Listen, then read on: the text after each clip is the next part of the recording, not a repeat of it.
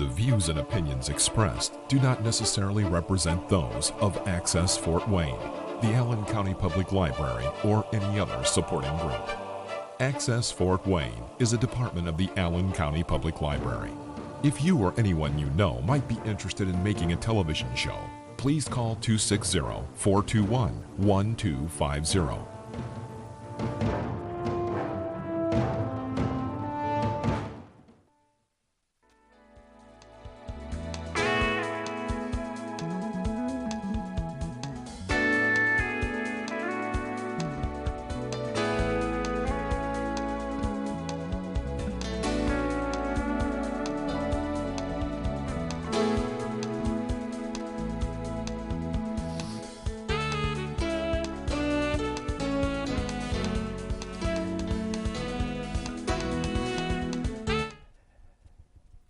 Hi, Dr. Rudy Kachmann. Welcome to our show here today. This is going to be something very interesting and could end up being very important in your life. It's about our memories. What are our memories? That's using our five senses, smell and hearing and touch, and gathering information and storing it in the brain, and then retrieving it. That's our memory. A person might say, I am but my memory. So that's how important it is. And I think many of us, a lot of people are afraid as they get older, they're guaranteed to have memory loss. They're going to put you in this little unit, dementia unit, and that's sort of the end of your life. Today's is a great message of hope. Because, and believe me, I've read a lot about this. I've studied a lot of it. Let's face it, I've been around as a neurosurgeon about over 50 years. If you were to go to my basement of my house, you would see 50 books based strictly on memory. I went through them this morning and read title after title. I was really tempted to bring them and just to show you the covers. So I am coming from knowledge, okay? So because I think there's been a message out there of false hope. You know, I visit the army sometimes just to learn their culture, and I speak German, so I get a lot of pleasure out of it, and I think they enjoy to having a physician visit them. They didn't even know what dementia was, Alzheimer's disease. They never heard of it. Yeah, just think of it. They have somebody getting older, missing a few words. You know what they do for them? They give them a job. That's what they do for them, okay? So I'm going to change this message a little bit. So let's go through the history a little bit. Actually, in Roman times, it was a sport. The most important people were the ones with the best memory. Yeah, they designed memory rooms where you could walk in and hang your memory on a certain piece of furniture or a statue, and that was sort of a look, snap, and connect type thing. So you could have your memory, because they couldn't record it in a book. They didn't have, there weren't printing and writing much in those years, okay? So a lot of people fear that I'm losing my mind. At 85, you're almost assured you're going to have some memory loss. What I'm going to be telling you today is that most of that can be totally avoided. You can add 10, 15 years of good memory to your life, and you're never bothered with these things. There'll be an occasional exception.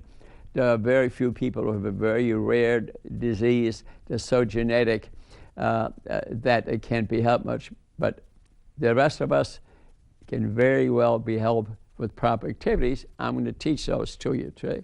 Okay? So is memory loss normal? A little bit.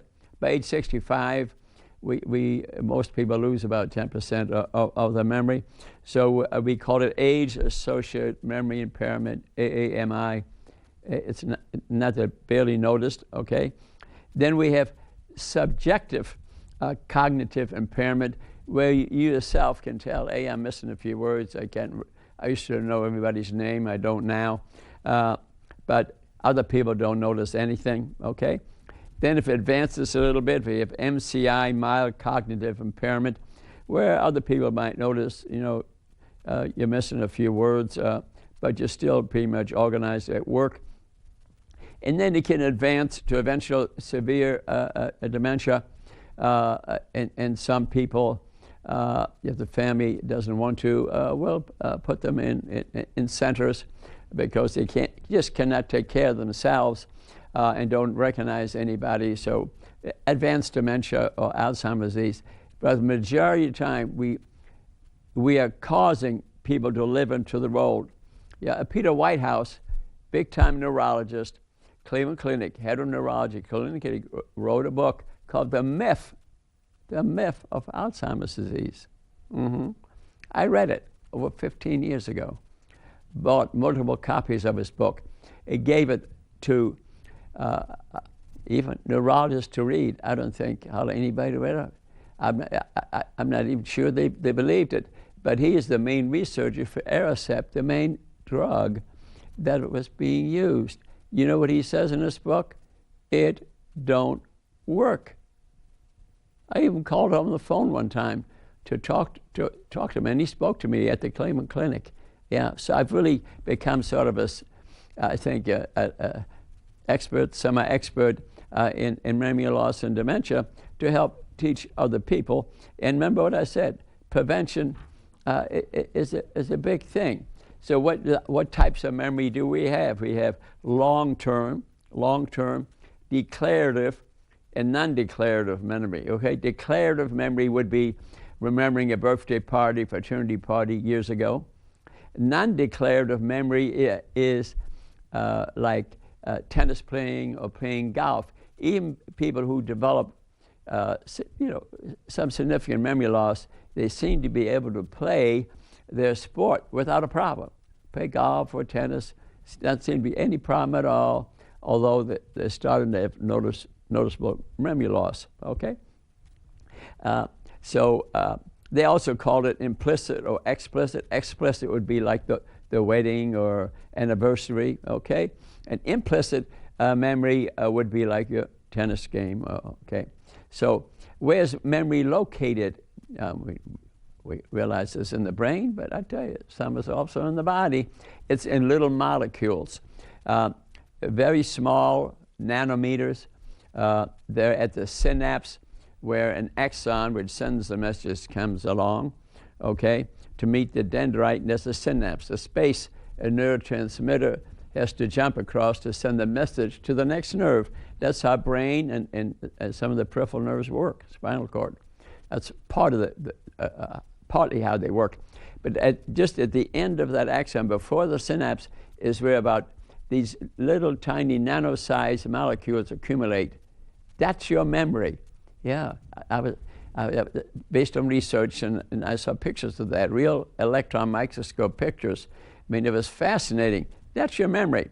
And your memory is your connections in the brain. You know, we've got about 100 billion brain cells, but they have over 100 trillion, a quadrillion number of connections. Yeah, the interconnection from nerve to nerve, and they build networks. And then we have memory centers, you know, like musical memories a little more on the left side in most people, near the posterior temporal lobe. Long-term memory appears to be all over the brain, okay? The most recent memories are called working memories. They're in the hippocampus, the amygdala, in the medial anterior temporal lobes, for example. They found that out because part of the temporal lobes had been removed to control seizures in somebody, and they noticed they totally knocked out their working memory. That's their daily memory that we exist on. We take recent memories, and if we have a good night's sleep, we put them into working memories. Most of the things that we hear or read, we forget, matter of seconds. The brain has to do that, otherwise too much information overload, okay? So memory really is in your molecules. And you lose about 10 to 15% brain cells by age 65, especially if you don't use them. They have found people who use their brain a lot, who are educated, have advanced degrees, do advanced work, and don't have to go to college, but you just use their brain a lot, is they have more cognitive reserve. They're less likely to have serious memory problems than someone who's totally uneducated, okay? About 1% of the people have dementia by age 65. And so I told you a little bit about the location of different nerves, and there are things that are destructive to the brain, okay? For example, like alcohol. Being a neurosurgeon, I operated many people with blood cuts in the brain because their brain had shrunk from alcohol consumption. And I mean, I saw it off the skull by inches. Sometimes the brain shifted all the way to the other side and everything was filled with fluid. Yeah, very quietly, patients not showing that much. But there comes a time it will show seizures, memory loss. Yes, that occurs. I saw a lot of that. I probably operated a few thousand patients, what I call subdural, below the membrane that covers your brain, hematomas covering the brain.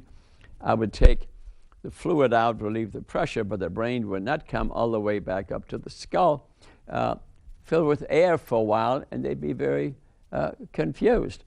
One of the last patients I ever saw, I'll give you a little laugh here. One of the last patients I saw in my 45 years of practice of neurosurgery, I'm looking at the examining table, and I'm looking at 88-year-old patient, beautifully dressed, beautiful red dress on. She had a wig on, long black hair. She had a black high heels. I mean, totally gorgeous. And I look over at her, and I'm thinking, what's going on? So look at the chart. She had been in intensive care 6 weeks. I made those holes, drained the fluid, it filled it with air, and she had been a heavy drinker all her life, okay? So it filled with air, and she was very confused, although eyes are open, very confused, and for 6 weeks, every day I went in to see her. Get that visualized? 6 weeks, I'm walking in there to see her. Then I say to Jane, what's this all about? I'm looking at her wig and her dress, and gorgeous, 88 years old. And she says, Dr. Kachmann, for 6 weeks you waltzed in and out of my room to see me, and I looked at your clothes. So you think I was going to come see you today and not dress up. Isn't that a funny story? But it's not funny in terms of what alcohol does to your brain. But I think you will now remember that story very well. Okay to have a drink here and there, you know, 2 or 3 drinks, a glass of wine a week, okay, but otherwise you will pay a price. And those brain cells do not grow back, okay? So we would like to avoid memory loss as we get a day older. So memory types, short-term memory. If you, for example, speak to somebody, ask for the name, if you don't encode it, for example, make a picture of something unusual about them and put it in your brain, or maybe repeat it, you won't remember the name. Yeah, I remember as a neurosurgeon, to me, life and death, paralysis, non-paralysis, that's what I worried about. Somebody give me their name, I didn't worry about that. And I noticed I had some difficulty with the names, which I really don't have much now, because I didn't listen to it. So the first thing to do, listen, and try to connect it to something. And something emotional, you're much more likely, incidentally, to remember it or repeat it. Okay, so take a look. Maybe visual memory is 10 times as effective as oral memory. Remember I said about the 5 senses? Okay, so we visualize the person in some exaggerated manner, you're much more likely going to remember who they are. Okay, then we have immediate and working memory. Immediate memory might last 5 minutes. Working goes to the temporal lobe, and if you repeat it a few times, maybe visualize it too, and you work with it the next day, you're much more likely to remember it. I remember a story I was telling someone I met from the Metropolitan Museum of Art, how he ran across him playing in a tennis tournament. And I told the story so often, you know, I never forgot it. So immediate memory can go to working memory, you know, if you repeat it or visualize it or put it into your life, connect it to something.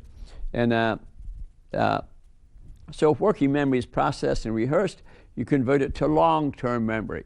Okay, but long-term memory, even after 3, 4, 5, 10 years, can disappear. It'll still be there. Oh yeah, there's a huge memory circuit in your brain, but it's still there, because you'll notice you'll have some people in your house, like my mother, who lived till age 97. She could repeat poetry she learned in high school. I couldn't believe it. But at 96, I think she kind of forgot my name, okay? But she could repeat poetry she had learned in high school in Germany, yeah. So, because that memory is organized throughout the brain, okay? Concussions, for example, are temporary memory loss. You get hit, say, playing football or soccer with the ball, for example, the brain shakes, and you may not remember it on the field, but within hours the memory is back. Concussions are reversible, except if you have many concussions, they're not, okay? They're actually showing now, people play soccer, get many hits in the head, for example, they can have permanent memory loss. Scientifically proven, yes, you may not believe it. And it necessarily, it doesn't take trauma. I remember seeing a 20-year-old girl years ago in the emergency room with a hemorrhage all over her brain. I thought she ruptured an aneurysm. I did an angiogram, showed nothing. So I went back to the family, a head injury, no head injury. But what had happened was she had been on the lake and was skiing and doing a lot of rotational activity. And just think of it, here you get a 3-pound brain rotating and the skull rotating, and after a while they're rotating at different speeds. She tore the blood vessels on the surface of her brain, had a major hemorrhage. Well, now I would figure that one out, because I went back to the family and quizzed them, then said, oh yeah, she did this.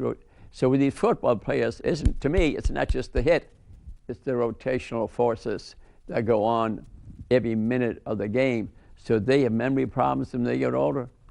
I am not surprised. I am not surprised. So use your brain every day to grow your brain, okay? Do something. Read.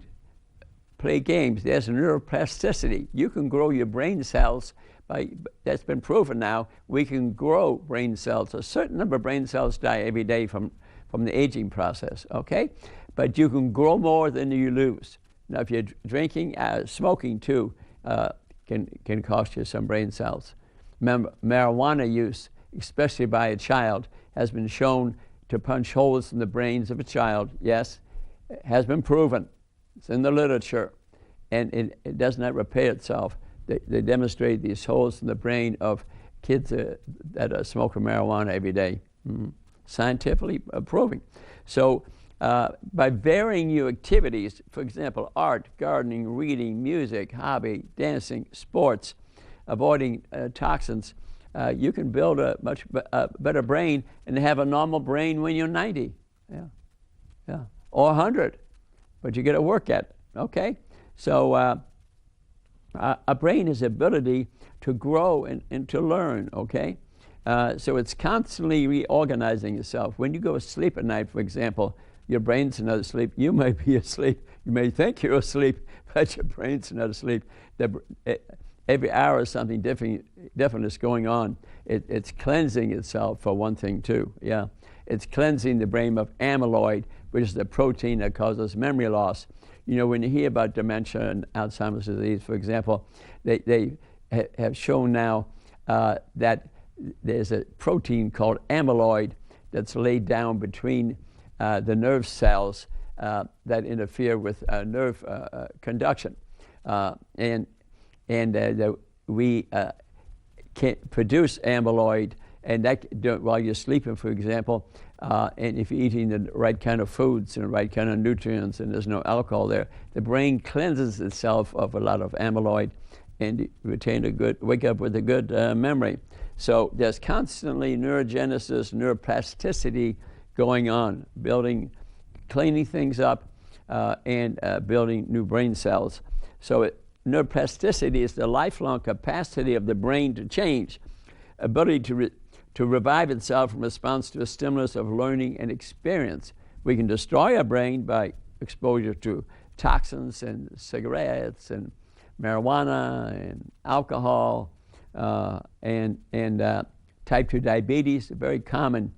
70% of dementia due to type 2 diabetes. Mm-hmm. And the reason being, 3 years ago, a paper was published by a doctor from Yale University that we have in our body insulin degrading enzyme. Okay, if you have type 2 diabetes, your insulin level is up. And the brain exists on sugar. Insulin pushes sugar in the cell to make energy. Okay, you need that. And also in the body, but a lot of it is in the brain. Brain is mainly sugar fed. So the insulin level in diabetics is up. The insulin degrading enzyme is the one who metabolizes insulin and removes it from the body. But because type 2 diabetics, the insulin level is so high, the IDE enzyme is used up. And guess what the other job of IDE enzyme is? To get rid of amyloid, the one that's gumming up the brain, helping cause Alzheimer's disease. It's one of the major causes of it, okay? Because there's no IDE enzyme, because you have type 2 diabetes, which is you could get rid of probably in a month or two. Mm-hmm. I can show you the books, Dr. Furman's books, my books, Mark Hyman's books. It's all over those books. You can see me for free at the Three Rivers Pharmacy every Friday, which I saw 3 diabetics this morning, teach you how to get rid of it. Instead of accepting just the medication, here's your insulin. Some people need it, but remember, insulin helps form dementia. So if you can get rid of it through exercise and eating right, about 30 days, most people get rid of their diabetes. That's true. I know the subject, okay? So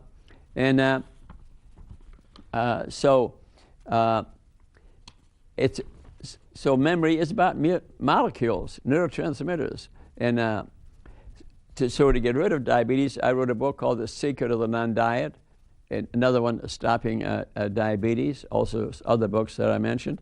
Matter of fact, dementia sometimes is called diabetes type 3. Mm-hmm. Yeah, interesting, isn't that interesting? So type 2 diabetics have a much higher rate of dementia. I saw one this morning, yeah, who had a little stroke, but memory was a serious problem, and diabetes was a diagnosis. A lot of it in the family, but it's not totally genetic. It's a genetic expression. It's the type of food that he was eating. High stress life adds to it also. Also does lack of exercise, but exercise, 20% of it.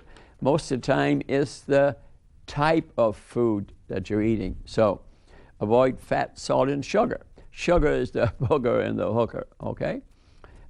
Because it gets converted to triglycerides, which cause insulin resistance, and then because insulin levels are up, you develop diabetes, dementia, amputations, heart attacks, strokes. I could go on and on, okay? We also, besides avoiding sugar, should eat good fats. They help the metabolism of the brain, omega-3 fats, because they run the internet of our body, okay? Every cell there on the outside has in it omega-3 good fats. We need a few omega-6 fats too, but in the U.S. we have a ratio of 20 to 1 omega-6 or omega-3. It should be 1 to 1. So type of fat makes a difference. And so distraction is an enemy to working memory. If you're distracted trying to do 2 or 3 things at a time, which many of us do in this world today, that interferes with memory, okay? But you can practice it and sometimes get better at it, okay? What are some things you can do to improve your memory? For example, try to memorize 10 digits to improve your memory. Break numbers into groups called chunking. That's the reason we have phone numbers, 3 and 4, because we can memorize those better. Let's build a superpower brain. Education. Remember I said about going to school? Attention to sensory expression using your 5 senses, okay? Memorize poetry is a good way. Remember I spoke about my mother, unbelievable, a long-term memory because of poetry. If you put emotions to your memory, you're much more likely to remember them. Yeah, I remember I had a difficulty remembering because I saw them once a year, 2 pretty prominent people, Pat and Jim. And here's a funny one, okay? You know how I finally remembered them? Because I was reading about this stuff and writing about this stuff. I visualized Jim falling into a gym while he's patting the lady. Yeah. That, see, little emotion to it. Never forgot their name again. So emotions are a good way, say in this Roman room, to hang your memory. You're much more likely, exaggeration, a big picture. You're much more likely to memorize. So use visualization to improve your memory. Visualization encodes it better. You can visualize something. Visual memory is 6-10 times more effective than oral, olfactory, or touch memory. Yeah, and that's the reason good golfers or tennis players, pickleball players, is when they go to hit the ball in golf, for example, and I was reading about it, one of their books, they visualize the ball landing in the hole. Yeah. Mm-hmm. They're not even thinking of how to hit the shot. Their brain already has it. They've done it so often, they don't think of it at all. They visualize the brain. Yeah, one of the famous golfers even said that he visualized it going in the hole 6 times, didn't think about the process of hitting it. So visualization is a great way to improve whatever you're doing, whether it's piano playing or whatever it is, or what sport you're playing. I use that very commonly, visualization. And and some people use memory pegs, for example. They'll hook the whole vocabulary to a little memory peg, to certain words. They're memorist. But what's interesting is some of these people who have great memory, who can go into a room and know everybody's word by going around, name by going around once, everyone, they hook them to a memory peg. That takes practice. And I can't believe what I read. There's some of these people who are absolute experts at that, hooking it to a peg, have normal memories. Yeah, I couldn't believe it. Just practice. They practice it. So if you practice a method of remembering people's names or something, you may become an expert without having an unusually great memory. Practice is what does it. Watching video games seems to speed people's memory up. Mm-hmm. That's been well proven now. Novelty, variety, challenging activities helps. There's the free radical theory of brain aging, for example. People eat too much sugar, for example, that creates oxidative stress, and electrons jump out of molecules and result in memory loss. Mm-hmm. You want to continue to look young, avoid vascular disease, watch the amount of sugar you're eating, okay? So it's all about vitamins, minerals, chemicals.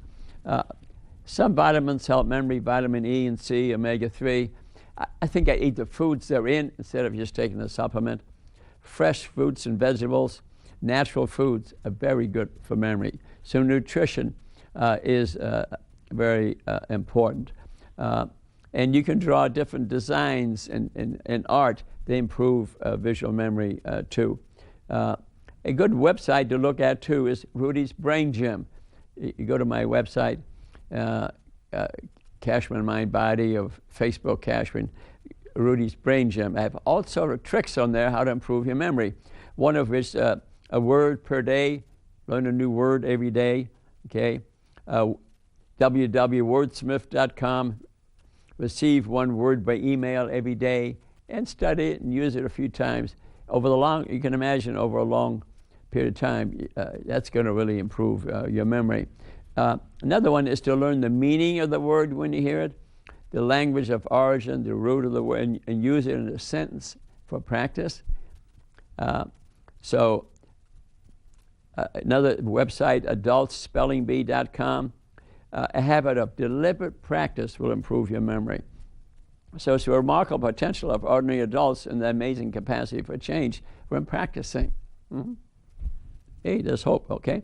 So intense, deliberate practice is a hallmark of memory improvement. So I mentioned video games, playing the piano, which I do, okay? Increase visual information processing, respond more quickly and accurately. The inherent brain mechanism for forming complex skills is different in highly experienced video game players. I mean, that seems to be something unusual about them, but video game playing, not all day long, that kills the brain. I'm talking about half hour a day or something, builds brain reserve. Surgeons make 37% less errors if they're video game trained. Yeah, hey, I read that a long time ago. So instinct, and I think a lot of them do robotic surgery now. You know, so it makes a difference. So another one site is brainsavers.com. So when you're working out, go to the gym, work out the body, but also work out the brain, okay? Maybe you listen to while you're working out and or watch something while you're working out, okay? So exercise all parts of your brain, from music to dancing to wordsmithing, for example. So the brain can grow new cells, connections throughout life. The brain is a powerful muscle, okay? And many people, like Alzheimer's disease, remember I mentioned dementia? 70–80% avoidable. See, all they're talking about is drug companies developing this one drug, that the Alzheimer's associations, all they're doing is raising money to do research to develop one drug. It ain't gonna happen. It takes many things.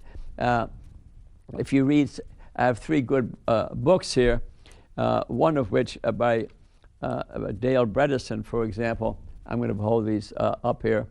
For example, he'll talk about that we have about 36–40 holes in the roof of our house, the brain, that can add to memory problems, to lack of exercise, to what we eat, to toxins we're exposed to. But the most important are nutrition. What are we eating, for example? Are we eating toxic food? Are we eating nutrient-dense food, vitamins, minerals, phytochemicals, a lot of vegetables? Are we eating sugar, which is destructive to the brain? Sugar, the booger and the hooker, type 2 diabetes, okay? How much exercise are we getting? Are we building our brain, for example? How much stress? Stress also is destructive to the brain. Because of the adrenaline and epinephrine that are secreted and damage our brain cells. So stress control is important. Incidentally, you can pick up a copy of Kachmann's 20 prescriptions for stress reduction at the Three Rivers Pharmacy, Enda Anthony by Concordia High. Sheila, the pharmacist, give it to you for free. 20 things you can do to reduce stress in your life. I don't have time enough to go through every one of these here at the moment. So stress is important to unwind, and then to restore, to eat the right things, for example, and then to optimize to make it even sharper than ever. Let me name for you some 20 top brain foods. I tell you a good way to do it, to really get a whole bunch together, and I found this for Health in General, to have a smoothie every day. You buy a little machine, $100, and you can get recipes. Kachmann, Facebook, there's recipes. You can buy in other books too. Dr. Furman's books have some at the beginning. And kale at the bottom. In terms of nutrients, Dr. Furman would give it 1,000 points, okay, kale.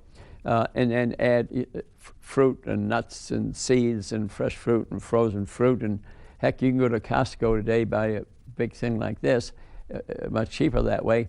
They have little bags, of the exact size for a smoothie. Put it in there, and you can make one a minute or two. I don't mean juicing. There's too much sugar there, and you don't take in the pulp. You want the pulp with it because because the machine breaks up all the cellular structure, the things you put in it. It releases all the vitamins and the minerals. That is what you need to run the machinery of your body and your brain. Okay, so a smoothie a day will keep the doctor away.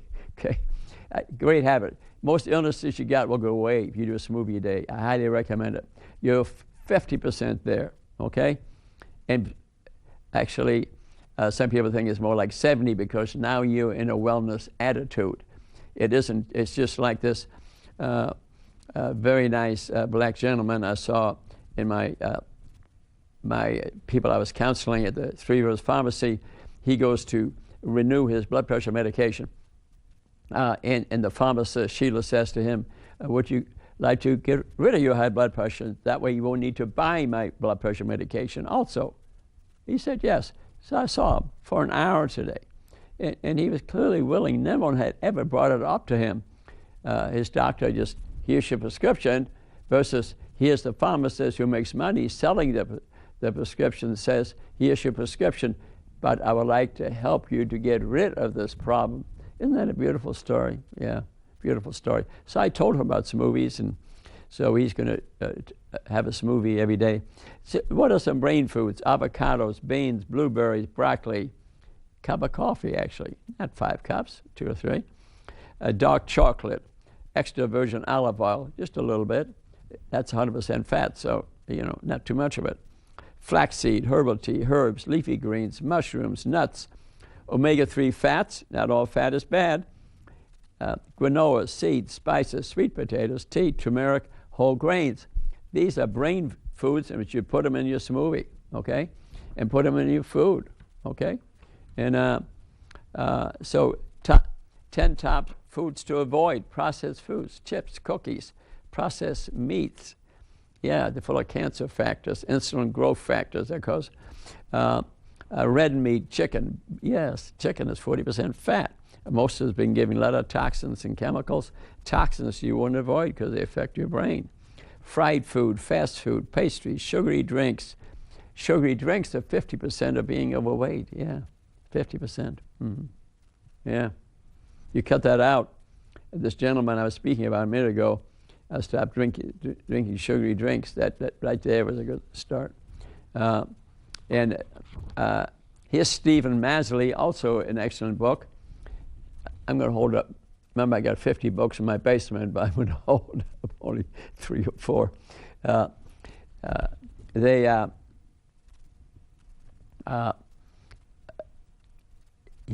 He speaks about sugar and diabetes is what causes vascular disease, which causes brain disease, okay? So he speaks about nutrients for your brain health, okay? Move for better brain health, calm your brain stress reduction, smoking, alcohol, and marijuana, obesity, shrink the brain. They have actually found, they have found by weighing people and measuring their brain by their weight, and they found people that are seriously overweight, 300 pounds, smaller brain. And that's surprising because they're diabetic. Remember what diabetes does? Toxin to the brain, shrinks the brain. They've shown that, unfortunately. It's a judgment-free zone, okay? So there are about 7 stages to dementia, which give you plenty of time, which you should need to take advantage of no matter where you at this stage, okay? Preclinical, about 20 years, where you occasional forgetfulness, you notice it, no one else notices, okay? Stage 2, mild decline, another 20 years, occasional forgetfulness, others may begin to notice it, okay? Then what we call mild cognitive impairment, okay, subjective cognitive impairment, 1 to 3 years, forgetfulness noticed by others, anxious at work, can still do most things, okay? Then stage 4, mild to moderate, difficulty driving, aggressive, withdrawn, difficulty with finances, stage 4. Moderate to severe, stage 5, lasts 1 to 2 years. Severe dementia, stage 6, unable to do anything, and that's when a lot of the people, put them in a facility. But remember what I mentioned to you, though? about the Amish and what Peter Weishaupt reads about. We cause a lot of people to live into the role. Some people now get advanced blood testing or spinal testing, and they say, oh, we think we have Alzheimer's disease. Well, it'd be devastating to you, especially if you're working and having a great home life. I remember a lady walking into a neurology center, and I had operated her for a disc a few months ago, and I said, Jane, what you doing? He said, oh, my husband's had some problem with his, a little bit of problem with his memory, and the neurologist said he should get detailed memory testing. And I said, well, what does he do? He says, oh, he's farming for my son. And I thought to myself, what good are these tests going to do him? He's working. He's got a job. People around him love him. If you get the memory test, they may tell him, oh, you got a beginning Alzheimer's disease. What do you think that's going to do for that farmer? Maybe put him in depression. Maybe suicide. Would you want to know? You know, the New York Times reports an article. They get excited. They have no more advanced tests till you got Alzheimer's disease. Do you want to know that? Would you rather try to do something about it? That's my point. I'm trying to get you to do something about it. I mean, there are cases so advanced, you got to lock them up. My opinion, they're locking up a lot more people than they need to. They call it the Alzheimer unit. You might as well call it a concentration camp. And how'd you like to be living in there? I'm for avoiding this problem, and that's what I'm speaking about. That's the reason I want you to participate and do some reading here, or at least participation, okay? So let's go over a little bit about some more causes here by Dr. Masley. Insulin resistance, diabetes, okay? Diabetes is the biggest cause of cardiovascular disease, microvascular disease. That's blindness, dementia, diabetic neuropathy, unannounced heart attacks, okay? That's a big cause. Nutrient deficiency. Many of us are missing some chemicals in our body, and if you're eating nutrient-dense way of eating, you get most of those. But some might still need, say, vitamin D or omega-3.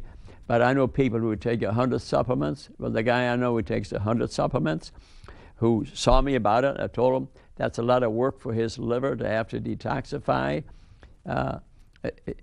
Is undergoing serious vascular disease right now, okay? So 100 supplements are not going to solve this problem. Eating the right food, exercising, stress reduction, that will help solve the problem, okay? So depression and anxiety play a role in memory problems, okay? So no doubt about that. Stress, people are severely depressed act like they have a memory problem. So that you have to screen that. They have the Montreal Cognitive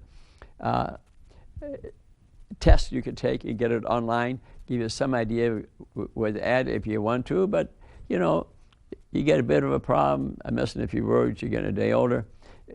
And if you have any things you can correct, like lack of exercise, too much stress, drinking too much, smoking too much, punching holes in your brain with marijuana, stop it.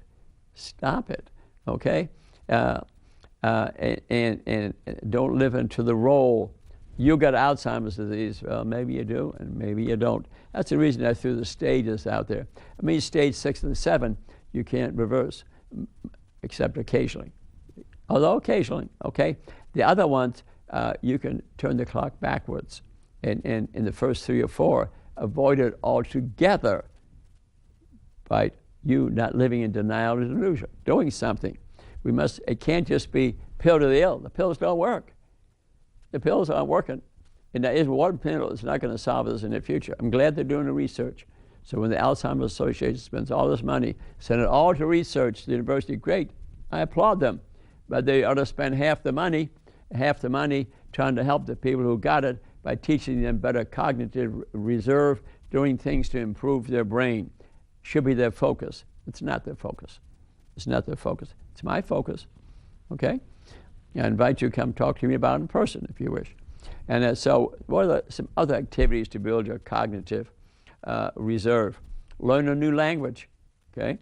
Learn a new instrument, okay? I'm playing the piano, take tap dance lessons.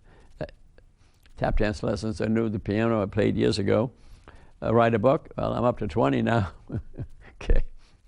Do some singing, which I do, karaoke singing, and learn to dance, which I do, because I'm getting older too. So I'm trying to avoid things that naturally come along a little bit, and I think I've done a pretty good job. I'm on 0 pills and got 2 TV shows, 2 radio shows, write a book every 3 months, take tap dance lessons. What do you think?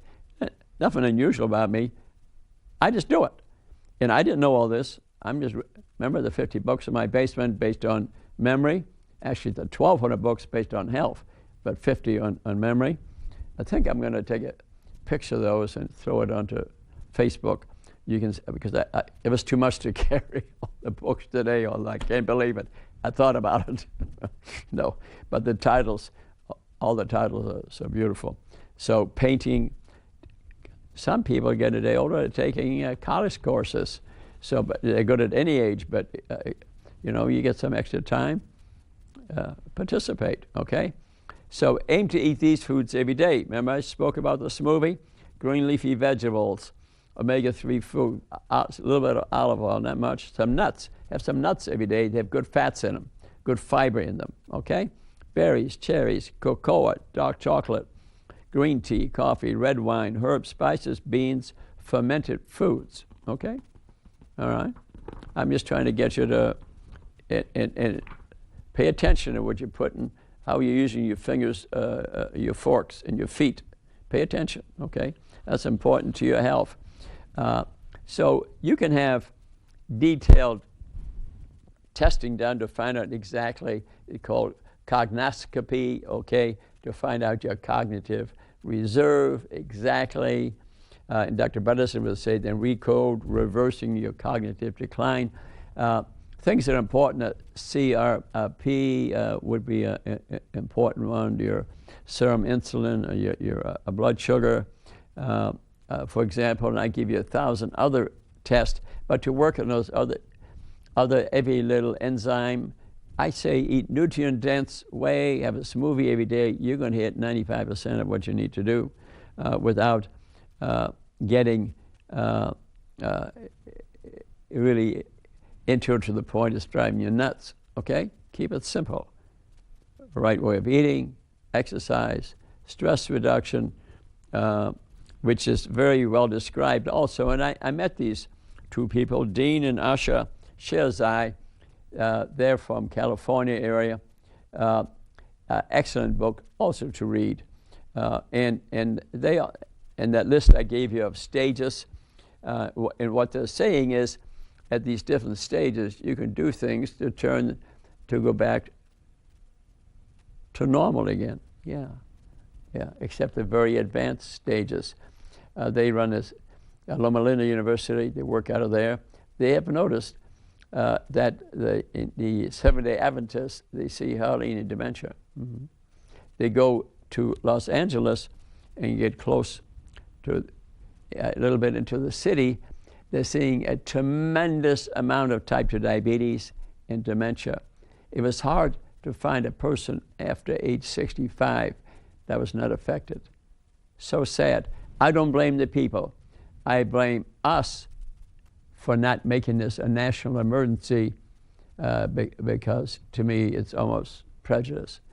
Yeah. We need to address this, and I do. I teach in 3 churches, for example, and address this problem to help the people. I don't blame them. It's not their fault. They don't know. They don't know. Our genetics are different in different racial groups too. Yes, like in slavery, we didn't feed them. No breakfast, no lunch. So what did they eat? Sugar cane. They ate sugar. That changed their genetic structure. They're much more likely to get diabetes and dementia. And yet that information isn't out. I put it out there because I love the people. We can't allow this. We can't hide it in the doctor's office and say, here's your script, see you later. You come to see me, like the gentleman I saw today, his doctor just gave him that script, the blood pressure medication. At the Three Rivers Pharmacy, we gave him the medication, but we enrolled him into watching my YouTube shows because there's a big 7-foot screen TV set in the pharmacy. We had him watch one of those shows. He spoke to me for 1 hour. I'm going to see him back in a month and see how he's doing. That's the way I practice medicine, okay? And I'd like you to demand it from your doctor that way too. Yeah, I like this book by Sheza. I made friends with them. They invited me to come to California, and because they are really, I had lunch with him at Hilton Head, a lovely couple whose heart is really into it. And so we have an astounding brain. It can be enhanced. Just after playing, say, video games for an hour, the brain can be better. They are fairly unique in increasing processing speed. Okay? And you can go to my website, Kachmann Brain Gym, okay, and I'll try to keep on working at it. There are other websites whose names I mentioned on that site, okay? DOCM System, Luminosity, MindFit, and you can train with multiple websites. Some you get pay a little money for, but anything I do is free, and I'm not promoting anything for money, but they change from month to month, so I don't know if any of them charge anything. But you want to take advantage of these, and playing cards, for example, and Mahjong, for example. I teach some at the Townhouse, a lovely place. Give a lecture there once a month. I'm going to give this one there, I think, next time, actually, on the first Friday, 2 o'clock, free to the public, besides the people that live there. And the ladies there play Mahjong, M-A-N-J-A-N-G, I think it is. So I started reading about that a little bit. I'm up to page 30. But they play it regularly, a Japanese game, very stimulating to the brain. I encourage that. I studied all about chess, for example. I think a year or two ago, must have read 10 books. The trouble was, when I started playing it, this guy invited me, sat there for 2 hours, and I decided with my tennis playing, my dance stuff, and my pickleball playing, I couldn't sit there for 2 hours again. So, but reading the books was fantastic. So I encourage you, pick something you like. I think chess is good, Mahjong is good, cards are good, Scrabble is good. Anything to build the brain, I think, is very important. So the more synapses and connections that you develop in your brain, the better your memory is. But if you just sit in front of the TV, watch ball games, and eating bad food and drinking beer all day, you're not going to be healthy. You're going to die young. You're going to have a poor memory. They actually studied London taxi drivers. And remember the hippocampus, it's working memory, remember? And medial temporal lobe. They give them an intense course for 1 year on to drive a taxi in London. Yeah, they do it very intense, 1 year. And they measured the hippocampus, get bigger in 1 year. Yeah, so that was working memory, okay? And people have better memory who are musicians, who speak a number of languages, for example, they found. And so an aging brain can have a little less speed of processing. That's the reason I spoke about the video games and maybe tap dancing like I do. It's definitely improved my speed of moving my feet. Oh yeah, every month I'm a little faster, and because I do it, okay? And as your brain grows, you develop better wisdom, and chronic stress destroys the hippocampus, the medial part we spoke about. They measured it. People with chronic stress, they get smaller. So man is the only animal that stresses from his own thoughts, okay? I mean, an animal is worried about eating, reproducing, and surviving, 3 things. Our frontal lobes were added, and we worry a lot, and that's caused. See, nature described in us circuitry, quick fix dopamine, long-term fix serotonin, okay? Laughter, dancing, the right food lights up dopamine, but so will cigarette or marijuana, alcohol. Serotonin is a long-term thing. Relaxation is what you want to develop. So chronic stress leads to brain cell death. Cells die, chronic stress. Steroids will destroy brain cells, chronic use. Destroys your good fats, your Intel chips that run your brain. So Meditation, quieting your mind. Think of nothing. If you can't quiet your mind, repeat the same word. It's called a mantra. Can improve cognitive function, can improve memory. So meditation every day, of course, reduces stress too. And so it increases executive attention, your frontal lobe, okay? So we can largely eliminate the changes of memory, age-associated memory impairment with brain healing lifestyle changes. This 3-pound brain can be changed. And it is thought 50% of the people over age 85 have some significant dementia. And part of the reason is 1 out of 2 people right now is pre-diabetic or diabetic. Partly because they're on the wrong test. They check their blood sugar, it's not enough. You get a serum insulin, the blood sugar may be normal, serum insulin is elevated, and we've caught you long before your diabetes starts. We can save you 50 chronic illnesses, including dementia, amputations, for example. So insist on your doctor running a glucose tolerance test, maybe a triglyceride/HDL ratio would be a good one to find out, because just the blood sugar is not good enough. Okay, in this country we probably get 40, 50 million diabetics. We get 150 million that are pre-diabetic. And other complications of diabetes can occur in pre-diabetes, unannounced heart attacks, dementia, strokes. Yes, so you have to be proactive, okay? And so how to how to improve what you remember? Remember, nutrition, exercise, repetition, focus, attention, concentration, good sleep habits, so your brain has a chance to reorganize and detoxify itself. And your immune system, too, has a memory, your immunity, yeah. So the power of choice, love, not fear, quality time, holding hands, music, walks, friends, love triumphs over the myth, okay? And limit the medical profession's power over you, okay? The biomedical view, the pill to the ill is too strong. Exposing ourselves to the tyranny above us. Clearly it can be a struggle for the caregiver, but a positive viewpoint is helpful. The patient must be proactive, to be informed, to read, participate, gain knowledge. So the good news is that 70, 80% of dementia can be avoided. Yeah, can be avoided. But you got to participate. You got to know your blood work.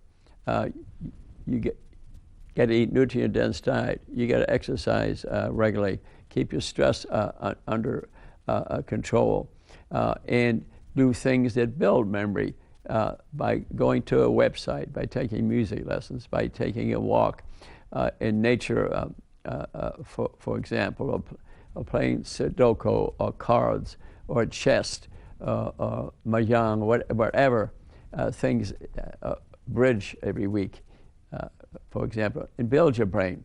Thanks so much for listening. I think